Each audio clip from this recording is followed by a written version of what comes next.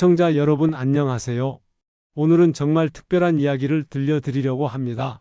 한 여자의 가슴 아픈 사랑 이야기를 기대하며 들어오셨나요? 하지만 오늘의 사연은 단순한 사랑 이야기가 아닙니다.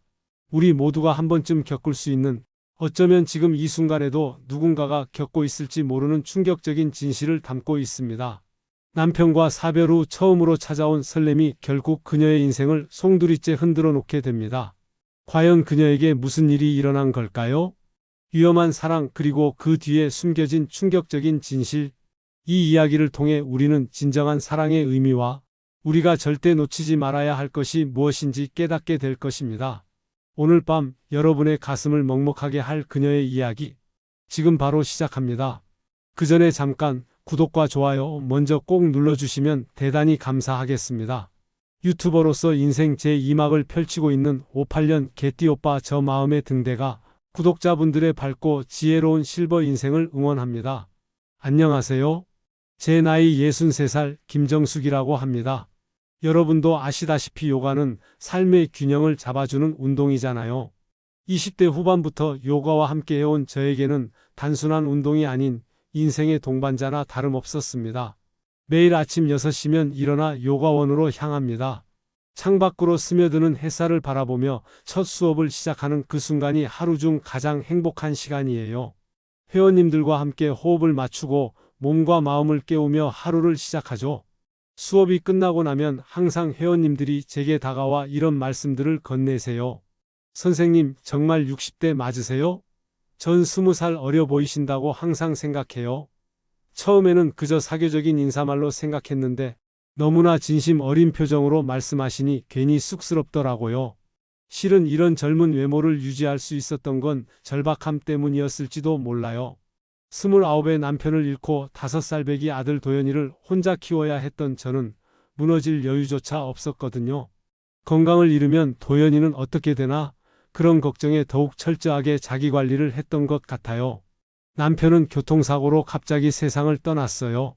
퇴근길에 음주운전자가 낸 안타까운 사고였죠. 그날도 평소처럼 정수가 이따 만나 하고 웃으며 출근했던 남편이 제 곁으로 돌아오지 않았어요. 경찰서에서 전화가 왔을 때 임신 7개월이었던 둘째 아이도 함께 잃었죠. 세상이 무너지는 것 같았어요. 하지만 도연이를 보며 다시 일어설 수 있었어요. 어린 도연이가 엄마 울지 마 하며 제 얼굴에 눈물을 닦아주던 그 마음이 지금도 가슴 한켠에 애틋하게 남아있어요. 그때부터였을까요? 더는 눈물을 보이지 않기로 결심했죠. 요가 학원을 시작한 것도 그 즈음이었어요. 처음에는 월세 30만 원짜리 반지하 공간으로 시작했어요. 아침 6시부터 밤 10시까지 하루도 쉬지 않고 수업했죠. 점심시간에는 인근 회사의 직장인들을 위해 출장 수업도 나갔어요. 도연이에게 좋은 환경을 만들어주고 싶었거든요. 다행히도 도연이는 제 노력을 알아준 것 같아요. 중학교 때부터 스스로 공부하더니 서울대 경영학과에 합격했어요. 합격 소식을 들은 날 교무실에서 수업 중이었는데 바로 뛰쳐나와 한강까지 뛰어갔던 기억이 나요. 강바람을 맞으며 얼마나 울었는지 모릅니다. 그렇게 시간이 흘러 이제 도연이는 43살이 되었어요.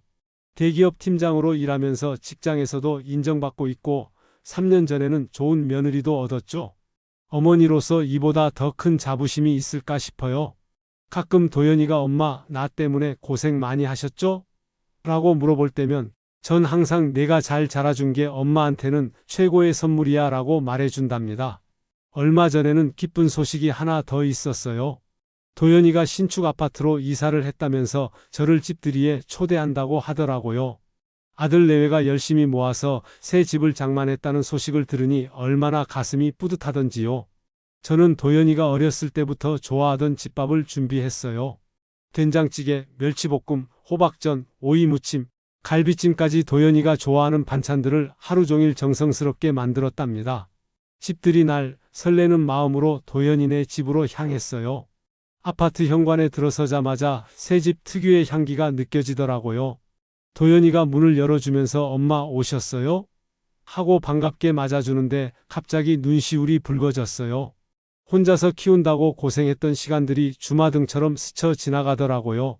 집들이 자리에는 도연이의 대학 동창이자 오랜 친구인 윤재도 와 있었어요. 윤재는 도연이랑 같은 43살인데 처음 보는 저한테도 참 공손하고 깍듯하더라고요. 인사를 하면서 도연이 어머님 맞으세요? 믿을 수가 없어요. 도연이 누나로 보일 정도로 정말 동안이세요.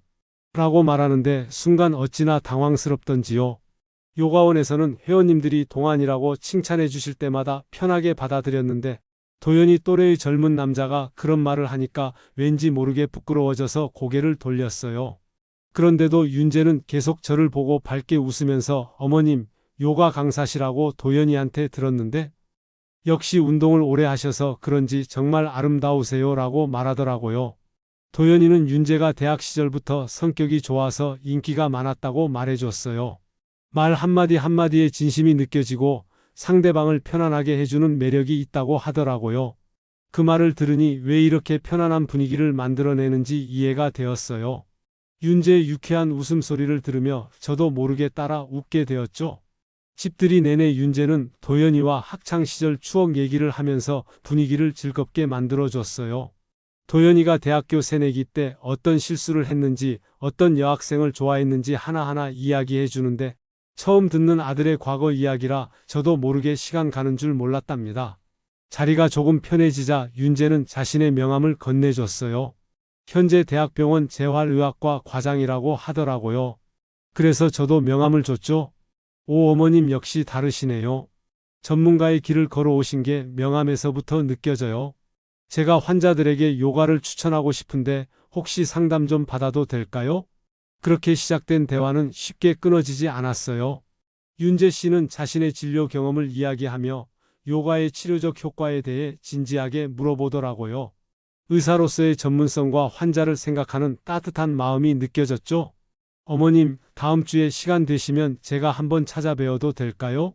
환자들을 위한 요가 프로그램에 대해 더 자세히 여쭤보고 싶은데 그날 밤 집으로 돌아오는 길에 문득 이런 생각이 들더라고요. 참 오랜만에 즐거운 시간을 보냈구나 하고요. 도연이와 며느리가 새 집에서 행복하게 살 모습을 상상하니 마음이 따뜻해졌고 윤재의 재치 있는 농담 덕분에 하루 종일 웃음이 끊이지 않았거든요. 하지만 그때는 정말 몰랐어요.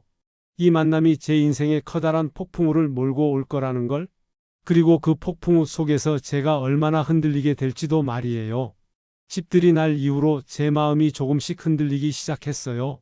아니, 어쩌면 그때부터 이미 크게 흔들리고 있었는지도 모르겠네요. 처음에는 단순히 도연이 친구라는 생각에 별다른 의미를 두지 않으려 했지만 윤재 씨는 일주일에 한두 번씩 꼭 연락을 해왔어요. 선생님, 퇴행성 관절염 환자들에게 도움이 될 만한 동작이 있을까요?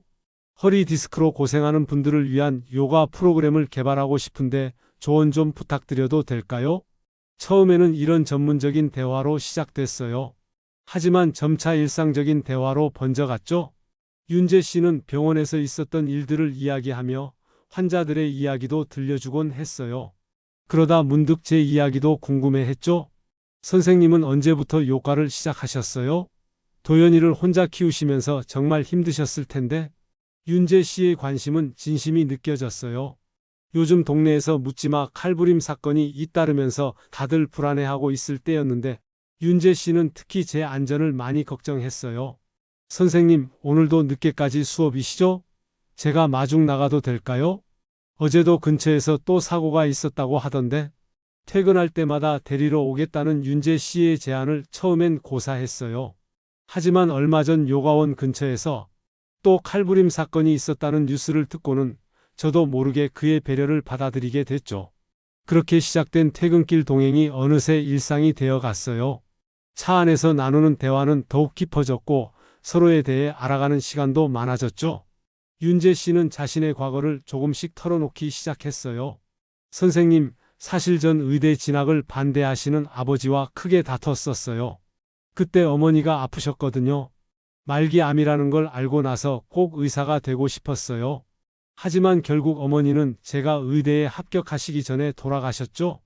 그의 이야기를 들으며 제 마음도 아파왔어요. 저도 모르게 위로의 말을 건네고 있었죠. 힘들었겠네요. 그래도 지금은 훌륭한 의사가 되어서 많은 환자들을 돕고 계시잖아요. 그러던 어느 날 윤재 씨가 특별한 선물을 건네왔어요. 선생님 생각나서 사봤어요. 요가 끝나고 차 한잔 하시면서 드시면 좋을 것 같아서요. 라벤더와 캐모마일이 블렌딩된 허브티였어요.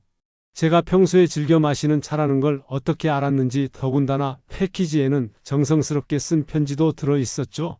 사실 전 처음 선생님을 뵀을 때부터 마음이 끌렸어요. 따뜻하고 강인한 모습에 자꾸 시선이 갔죠. 이런 말씀 드려도 될지 모르겠지만 선생님과 함께 있으면 마음이 편안해져요. 그 순간 제 심장이 크게 요동쳤어요. 나이 차도 있고 아들 친구라는 생각에 억누르고 있었던 감정이 한순간에 터져 나올 것만 같았죠. 그동안 혼자서 키워온 도연이를 생각하면 이런 감정을 가져서는 안 된다는 걸 알면서도 자꾸만 마음이 흔들렸어요. 윤재 씨의 따뜻한 마음은 계속됐어요. 매주 2번씩 요가 수업을 들으러 오면서도 늘 제 건강을 걱정했죠. 선생님, 너무 무리하시는 것 아닌가요? 수업 사이사이에 휴식은 충분히 취하고 계신가요? 때로는 제가 좋아하는 음식점으로 저녁 식사에 초대하기도 했어요. 선생님, 오늘은 제가 알고 있는 좋은 한식당이 있는데 모시고 가고 싶어요. 요즘 너무 열심히 일하시는 것 같아서. 이런 세심한 배려가 쌓일수록 제 마음의 벽도 조금씩 허물어져 갔어요. 밤마다 이런 생각으로 잠 못 이루는 날이 많아졌죠. 이게 진짜 사랑일까? 아니면 외로움이 만들어낸 착각일까? 특히 요즘처럼 불안한 시기에 누군가의 따뜻한 관심을 받는다는 게 얼마나 큰 위로가 되는지 모르겠어요. 매일 밤 퇴근길을 함께하며 윤재 씨는 제 안전을 진심으로 걱정해 주었거든요. 하지만 이런 감정이 과연 옳은 걸까요?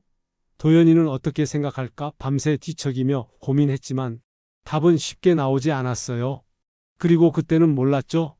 이런 감정의 혼란이 곧 더 큰 폭풍우를 몰고 올 거라는 걸요. 윤재 씨의 진심 어린 마음이 결국 우리 모두에게 큰 상처가 될 수 있다는 것도 말이에요. 제 마음속에서는 이미 봄이 찾아왔나 봅니다. 매일 아침 거울을 보며 화장을 하는 제 모습이 달라졌거든요. 요가원에 가는 발걸음도 한결 가벼워졌고요. 이런 제 모습이 낯설면서도 설레었어요. 하지만 동시에 불안하기도 했죠. 선생님 말고 정숙 씨라고 불러도 될까요? 어느 날 윤재 씨가 조심스럽게 물었어요. 그동안 늘 선생님이라고만 부르던 사람이 처음으로 제 이름을 부르려 하는 순간이었죠. 심장이 쿵하고 내려앉는 것 같았어요. 더 가까이 다가가고 싶어서 그러는데 실례였다면 죄송합니다. 윤재 씨의 진심 어린 눈빛에 저는 아무 말도 할 수 없었어요. 그저 얼굴이 빨개져서 고개를 숙이기만 했죠. 그런 제 모습을 보고 윤재 씨는 따뜻하게 웃었어요. 하지만 현실의 벽은 높았어요. 도연이 생각만 하면 가슴이 답답해졌죠. 밤마다 이불 속에서 혼자 뒤척이며 생각했어요. 도연이가 알면 어떻게 받아들일까? 내 아들의 친구인데 나이 차이도 이렇게 나는데. 그래서 일부러 윤재 씨를 피하기 시작했어요. 전화가 와도 받지 않고 문자도 읽지 않은 척했죠. 요가 수업 시간도 다른 강사에게 부탁하고 피했어요. 하지만 윤재 씨는 포기하지 않았어요. 매일 아침이면 제 요가원 앞에 커피 한 잔이 놓여 있었어요. 따뜻한 아메리카노와 함께 쪽지가 들어 있었죠. 오늘도 좋은 하루 보내세요. 항상 선생님의 건강과 행복을 빕니다. 그러던 어느 날 윤재 씨가 요가원을 찾아왔어요. 마지막 수업이 끝나고 모든 회원님들이 돌아간 후였죠. 선생님, 제가 진심을 전하고 싶어요. 제가 선생님 곁에 있으면 정말 행복할 것 같아요. 그냥 저랑 식사 한번 해주시면 안 될까요? 그날 밤 처음으로 공식적인 저녁 식사를 함께 했어요. 윤재 씨는 제가 평소 좋아한다고 했던 이탈리안 레스토랑을 예약해 놓았더라고요. 테이블 위에는 제가 좋아하는 프리지아 꽃다발도 놓여 있었죠. 이 꽃말이 기품 있는 사랑이래요. 제 마음을 전하기에 딱 좋은 것 같아서 선택했어요. 그렇게 우리는 조심스럽게 서로를 향한 마음을 인정하게 됐어요. 처음에는 일주일에 한 번 정도 만나다가 어느새 서로가 없으면 허전한 사이가 됐죠. 윤재 씨는 데이트 때마다 항상 작은 이벤트를 준비했어요. 어떤 날은 제가 좋아하는 클래식 음악회 티켓을 예약해 놓기도 하고 또 어떤 날은 직접 만든 요리를 들고 찾아오기도 했죠. 오늘은 제가 처음으로 요리에 도전해 봤어요. 맛은 없을 수 있지만 정성만큼은 가득 담았습니다. 서툴게 만든 요리였지만 그 정성이 느껴져서 정말 맛있게 먹었어요. 이런 소소한 일상이 쌓여갈수록 제 마음속에는 설렘과 두려움이 교차했어요. 이런 행복이 계속되어도 될까? 이 마음을 숨기면서 살아가야 하는 걸까? 특히 도연이를 마주칠 때면 죄책감이 밀려왔어요. 얼마 전에는 도연이가 집에 들렀다가 제 핸드폰에 온 윤재 씨의 문자를 우연히 보게 될 뻔했죠. 그때 얼마나 가슴이 덜컥 내려앉던지. 하지만 이상하게도 이런 불안함조차도 달콤하게 느껴졌어요. 마치 20살 소녀처럼 가슴이 설레고 하루하루가 새롭게 느껴졌거든요. 요가원 회원님들도 제 달라진 모습을 알아채셨나 봐요. 선생님, 요즘 얼굴이 너무 좋아 보이세요. 피부도 더 환해지신 것 같은데 무슨 좋은 일 있으신가 봐요? 이런 말을 들을 때마다 부끄러워서 얼굴이 빨개졌어요. 하지만 한편으로는 이런 행복이 오래 지속되지 못할 것 같은 불길한 예감도 들었어요. 그리고 그 예감은 결국 현실이 되고 말았죠. 윤재 씨와 데이트를 시작하고 얼마 지나지 않아 도연이에게 모든 것이 들통나고 말았어요. 제가 윤재 씨와 식사하는 모습을 도연이의 회사 동료가 목격했다고 하더라고요. 엄마, 이게 무슨 소리예요? 윤재랑 사귄다고? 말도 안 돼요. 엄마가 내 친구랑 연애를 하다니. 도연이는 정말 많이 화를 냈어요. 처음으로 아들에게 이런 큰 소리를 들어봤네요. 평소 효자였던 도연이가 문을 쾅 닫고 나가는 모습을 보며 가슴이 찢어지는 것 같았죠. 그날 밤 저는 밤새 잠을 이루지 못했어요. 윤재 씨는 직접 도연이를 만나 이야기를 해보겠다고 했어요. 하지만 도연이는 절친한 친구였던 윤재 씨의 연락도 받지 않았어요. 한 달 넘게 도연이와 연락이 끊겼죠. 매일 아침 도연이에게 문자를 보내고 전화도 걸어보고 집으로 찾아가기도 했지만 허사였어요. 선생님, 제가 도연이를 꼭 설득할게요. 시간이 걸리더라도 우리의 진심을 알게 될 거예요. 저도 도연이와의 우정이 소중하지만 선생님과의 사랑도 포기할 수 없어요. 윤재 씨는 포기하지 않았어요. 매일같이 도연이의 회사 앞으로 찾아갔다고 해요. 점심시간에 기다리고 퇴근 시간에도 기다렸죠. 비가 오나 눈이 오나 한 달 넘게 그렇게 했대요. 결국 도연이가 마지못해 윤재 씨를 만났다고 하더라고요. 며칠 후 도연이가 집으로 찾아왔어요. 평소보다 수척해진 얼굴이었죠. 엄마, 솔직히 아직도 이해는 안 돼요. 내 친구랑 게다가 나이 차도 이렇게 많이 나는데. 하지만 윤재 그 자식이 매일 회사 앞에서 기다리는 걸 보니 진심이긴 한가 봐요. 엄마가 행복하다면 제가 더 이상 반대하진 않을게요. 단 약속해 주세요. 윤재가 엄마 마음 아프게 하면 절대 용서 못해요. 도연이의 허락을 받고 우리는 작은 결혼식을 올렸어요. 하객도 많이 초대하지 않았죠. 가까운 가족들과 친구들만 모시고 조용히 진행했어요. 도연이는 결혼식에 참석은 했지만 아직도 어색한 표정이었어요. 축하한다는 말도 꺼내기 힘들어하는 것 같더라고요. 그래도 식장에서 윤재 씨가 했던 말이 도연이의 마음을 조금은 열어준 것 같아요. 도연아, 넌 내 가장 소중한 친구야. 그리고 이제는 아들이기도 해. 약속할게. 평생 선생님을 행복하게 해드리. 그리고 너에 대한 우리의 사랑도 변함없을 거야. 결혼 후 처음 몇 달은 정말 꿈만 같았어요. 아침에 눈을 뜨면 윤재 씨가 끓여준 차 향기가 집안에 가득했고 퇴근 후에는 함께 요리하며 하루 일과를 나누는 소소한 행복이 있었죠. 도연이도 가끔 집에 들러 식사를 하고 가기도 했어요. 여보, 이제 이 집이 정말 우리 집 같아요. 당신이 있어서 따뜻하고 행복해요. 윤재 씨의 이런 달콤한 말에 저는 매일 설렘을 느꼈어요. 새로 사준 요가 매트 위에서 아침 요가를 할 때면 윤재 씨는 옆에서 커피를 마시며 저를 바라보곤 했죠. 당신 덕분에 제 삶이 더 나아졌어요. 이렇게 아침부터 예쁜 당신을 볼 수 있다는 게 얼마나 행복한지 몰라요. 매일 저녁 산책도 빼놓지 않았어요. 손을 잡고 동네 공원을 거닐며 우리는 미래에 대한 이야기를 나누었죠. 나이 차이가 있어서 걱정했던 게 무색할 만큼 윤재 씨는 저를 배려하고 이해해 주었어요. 하지만 달콤했던 시간도 잠시 어느 순간부터 윤재 씨의 태도가 조금씩 달라지기 시작했어요. 처음에는 작은 변화였죠. 퇴근 시간이 조금씩 늦어지고 주말에도 종종 외출을 하더라고요. 여보, 요즘 왜 이렇게 늦게 들어와요? 사업 때문에 좀 바빴어요. 미안해요. 매번 같은 대답이었어요. 전에는 늦더라도 자세히 설명해주고 미안해하던 윤재 씨가 이제는 짧게 대답하고 방으로 들어가 버리곤 했죠. 도연이도 이런 변화를 눈치챘는지 자주 전화를 해왔어요. 엄마, 혹시 윤재가 잘해주고 있어요? 뭐 불편한 거 없으세요? 아들 앞에서 걱정 끼치기 싫어서 다 잘해줘. 걱정하지 말라고 대답했지만 사실 제 마음은 점점 불안해져 갔어요. 특히 휴대폰을 대하는 태도가 많이 달라졌어요. 예전에는 식탁에 놓고 저와 이야기에 집중하던 사람이 이제는 항상 손에 쥐고 다녔어요. 전화가 오면 서둘러 방으로 들어가 문을 잠그고 통화를 했고요. 심지어 화장실을 갈 때도 휴대폰을 들고 갔어요.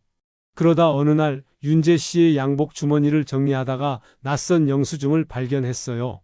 시내 중심가에 있는 고급 호텔 이름이 적혀 있었죠. 가슴이 덜컥 내려앉았어요. 여보, 이건 뭐예요? 아, 그거 지난주 사업 미팅이 있어서. 윤재 씨의 대답은 평소보다 더 짧아졌어요. 게다가 제 눈을 똑바로 보지 못하고 시선을 피하더라고요. 전에 없던 모습이었죠. 그날 이후로 더 이상한 점들이 눈에 들어오기 시작했어요. 옷에서 나는 낯선 향수 냄새, 와이셔츠에 묻은 립스틱 자국, 그리고 점점 늘어나는 출장과 야근 모든 게 수상했지만 확인하고 싶지 않았어요. 확인하면 무너질까봐 두려웠거든요. 불안한 마음에 잠도 쉽게 오지 않았어요. 밤마다 이불 속에서 혼자 뒤척이다가 결국 거실로 나와 텔레비전을 켜고 앉아있곤 했죠. 그런 저를 본 윤재 씨는 이제 아무 말도 하지 않아요. 예전 같았으면 걱정하며 다가와 안아주었을 텐데 설마 내가 너무 예민한 걸까? 윤재가 그럴 리 없잖아. 스스로를 다독이면서도 자꾸만 불안한 생각이 들었어요. 요가원에서 수업할 때도 집중이 잘 되지 않았죠. 수업 중에 실수도 자주 했고 회원님들이 걱정스러운 눈빛으로 저를 바라보시는 게 느껴졌어요. 선생님, 요즘 안색이 안 좋아 보이세요. 무슨 일 있으신가요? 이런 질문을 받을 때마다 괜찮다고 웃어넘겼지만 실은 제 마음속에서 자라나는 불안과 의심을 감당하기가 너무 힘들었어요. 결혼 전에는 상상도 못했던 감정들이 저를 괴롭히기 시작했거든요. 윤재 씨의 휴대폰을 몰래 보고 싶은 충동도 들었어요. 실제로 한 번은 비밀번호를 입력해 보려다가 스스로가 너무 한심해서 그만뒀죠. 서로 신뢰하기로 한 부부 사이에 이런 의심이 커져가는 게 너무나도 슬펐어요. 내가 나이가 많아서 그런 걸까? 윤재의 마음이 식어버린 걸까? 이런 생각이 들 때면 가슴이 찢어질 것처럼 아팠어요. 도연이의 반대를 무릅쓰고 시작한 결혼인데 혹시 도연이의 우려가 맞았던 걸까? 이런 생각이 들 때마다 눈물이 났어요. 하지만 그때는 몰랐죠. 이런 불안과 의심이 결국 현실이 되어 돌아올 줄은, 그리고 그 현실이 제가 상상했던 것보다 훨씬 더 잔인할 거라는 것도 말이에요. 제 인생에서 가장 큰 실수였던 이 선택이 어떤 끔찍한 결말을 맞이하게 될지는 그때까지만 해도 전혀 알지 못했답니다. 그날은 평소와 다름없는 아침이었어요. 저는 여느 때처럼 요가원에서 수업을 하고 있었죠. 그런데 갑자기 은행에서 전화가 왔어요. 김정숙 고객님 맞으시죠? 지난달 실행하신 대출금 이자가 연체되어 연락드렸습니다. 순간 제 귀를 의심했어요. 무슨 대출금? 저는 대출 같은 건 받은 적이 없는데. 은행에 가보니 충격적인 사실이 기다리고 있었어요. 제 이름으로 5억 원의 대출이 실행되어 있더라고요. 이게 무슨, 제가 언제 이런 대출을? 통장 내역을 확인해 보니 그동안 몰랐던 일들이 하나둘씩 드러났어요. 대출금은 남편이 운영한다던 병원 계좌로 입금되어 있었고 그 뒤로 여러 번의 자금 이체가 있었더라고요. 그날 저녁, 전날처럼 늦게 들어온 남편을 기다리고 있었어요. 식탁 위에는 은행에서 받아온 서류들을 펼쳐놓았죠. 여보, 이게 무슨 일이에요? 내 이름으로 대출을 받았잖아. 난 서명한 적도 없는데. 남편은 처음엔 당황한 기색이 역력했어요. 하지만 이내 침착한 척하며 변명을 시작했죠. 아, 그거요? 제가 말씀드리려고 했었는데 사업 자금이 급하게 필요했어요. 당신 이름으로 하면 더 좋은 조건이 나와서. 그 순간 머릿속이 하얘졌어요. 그동안의 의심과 불안이 한순간에 현실이 되어버린 거죠. 그게 말이 돼요? 나를 사랑한 게 아니라 내가 가진 걸 사랑한 거였어요? 목소리가 떨려왔어요. 그동안 참았던 눈물이 한꺼번에 쏟아졌죠? 여보, 아니에요. 오해하지 마세요. 걱정 안 하셔도 돼요. 곧 갚으려고 했어요. 윤재 씨는 다가와 제 어깨를 잡으려 했지만 저는 본능적으로 물러섰어요. 걱정이요? 그걸 숨긴 게 더 걱정스럽지 않아요? 당신은 나를 속였어요. 내가 당신을 믿었는데 그제서야 모든 게 이해가 됐어요. 갑자기 달라진 태도, 늦은 귀가, 수상한 전화들, 모든 게 이 대출금과 관련이 있었던 거예요. 제가 다 설명할 수 있어요. 사업이 조금 어려워졌지만 곧 회복될 거예요. 그때 바로 갚을게요. 하지만 더 이상 그의 말을 들을 수 없었어요. 방으로 들어가 문을 잠그고 밤새 울면서 생각했어요. 도연이의 반대를 무릅쓰고 나이 차도 극복하고 시작한 결혼이었는데 이렇게 끝나버리는 걸까요? 다음 날 은행에 다시 가보니 더 큰 충격이 기다리고 있었어요. 제 명의로 된 요가원 건물까지 담보로 잡혀 있더라고요. 제가 평생 일구어온 모든 것이 남편의 거짓말 속에 담보물이 되어버린 거죠. 그날 오후 도연이에게 전화했어요. 도연아, 엄마, 왜 그래요? 목소리가 이상해요. 아들 앞에서 또 실망스러운 모습을 보이고 싶지 않았지만 더는 혼자 감당할 수 없었어요. 엄마가 너무 어리석었나 봐. 전화기 너머로 들리는 도연이의 한숨 소리가 가슴을 찢었어요.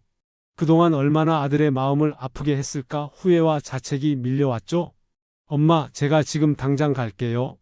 절대 혼자 결정하지 마세요. 도연이가 도착하고 나서야 모든 이야기를 할 수 있었어요. 대출금 이야기부터 시작해서 그동안 제가 느꼈던 불안과 의심들까지. 도연이는 묵묵히 듣다가 갑자기 자리를 박차고 일어났어요. 엄마, 이건 사기예요. 분명 처음부터 계획된 거예요. 제가 신고하겠습니다. 그제서야 깨달았어요. 제가 얼마나 순진했는지, 얼마나 어리석었는지. 하지만 이제는 달라질 거예요. 더 이상 윤재의 거짓말에 속지 않을 거예요.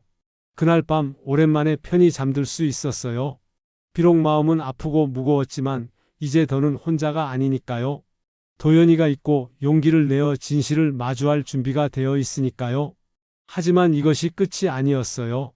더 큰 진실이 저를 기다리고 있었다는 걸 그때는 아무도 몰랐답니다. 변호사와의 첫 상담날 저는 그동안 모아두었던 증거들을 하나씩 꺼내 놓았어요. 대출 서류에 위조된 제 서명, 윤재 씨가 보낸 문자들, 의심스러운 계좌 거래 내역까지 모든 것이 철저히 계획된 일이었더군요. 이런 경우는 명백한 사기 결혼에 해당합니다. 김정숙 씨께서 강력하게 대응하시는 게 좋겠어요. 변호사의 말씀을 들으며 마음이 무너져 내렸어요. 사랑이라고 믿었던 모든 순간이 거짓이었다는 게 너무 아팠거든요. 하지만 이제는 더 이상 눈물을 보이고 싶지 않았어요. 도연이가 제 곁을 한시도 떠나지 않고 지켜줬어요. 아들 앞에서 이런 모습을 보여서 미안했지만 한편으로는 그동안 제가 얼마나 좋은 아들을 키워왔는지 새삼 깨달았죠. 엄마, 걱정 마세요. 제가 다 해결할게요. 윤재 그 자식이? 아니, 그 나쁜 새끼가 감히 엄마를 이용하다니. 법적 절차는 생각보다 빨리 진행됐어요. 윤재 씨는 처음에는 재산 분할을 요구하며 큰 소리쳤지만 제가 가지고 있던 증거들 앞에서는 아무 말도 하지 못하더군요. 당신이 한 짓이 얼마나 잘못됐는지 알아요? 내 인생에서 당신이라는 사람은 이제 없어요. 이혼이 확정된 그날 저는 요가원으로 향했어요. 늘 하던 대로 매트 위에 앉아 깊은 숨을 들이마셨죠. 문득 젊은 시절 남편과의 추억이 떠올랐어요. 여보, 이제야 알겠어요. 당신이 얼마나 진실된 사랑을 주셨는지. 윤재는 내가 가진 것들을 사랑했지만 당신은 정말 나라는 사람 자체를 사랑해 주셨네요. 눈물이 흘렀지만 이번에는 후회의 눈물이 아니었어요. 그동안 잊고 있었던 진정한 사랑의 의미를 다시 한번 깨닫는 순간이었거든요. 요가원 회원님들도 많은 힘이 되어 주셨어요. 선생님, 저희가 있잖아요. 선생님은 절대 혼자가 아니에요. 이제 더 행복하실 거예요. 선생님은 충분히 멋진 분이시니까요. 이런 따뜻한 말씀들이 제게는 큰 위로가 되었어요. 다시 한번 일어설 수 있는 용기를 주셨죠?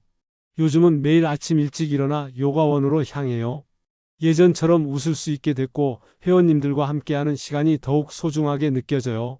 도연이도 자주 들러서 저녁도 먹고 가고 주말이면 함께 산책도 하죠. 엄마, 이제 정말 예전의 엄마로 돌아오신 것 같아요.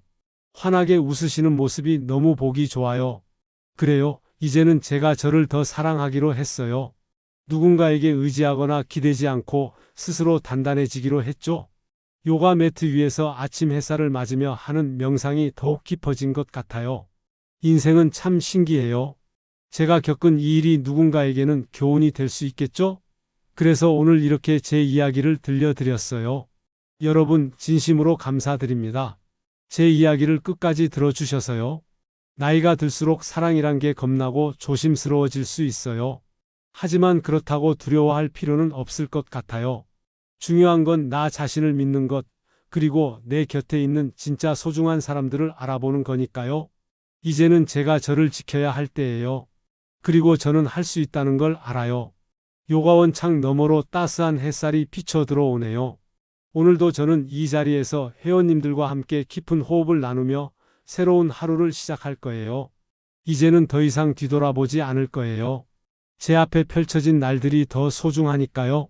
마지막으로 이 자리를 빌어 제 이야기에 귀 기울여 주신 모든 분들께 진심으로 감사드립니다. 여러분도 각자의 자리에서 늘 행복하시길 바라요. 그리고 기억해 주세요. 우리는 혼자가 아니라는 걸요. 긴 이야기 들어주셔서 감사해요. 모두 행복하세요. 다음에 또 다른 이야기로 찾아뵙겠습니다. 구독과 좋아요 꼭 부탁드리며 여러분의 소중한 자신을 더 깊이 사랑하는 하루 보내시기 바랍니다.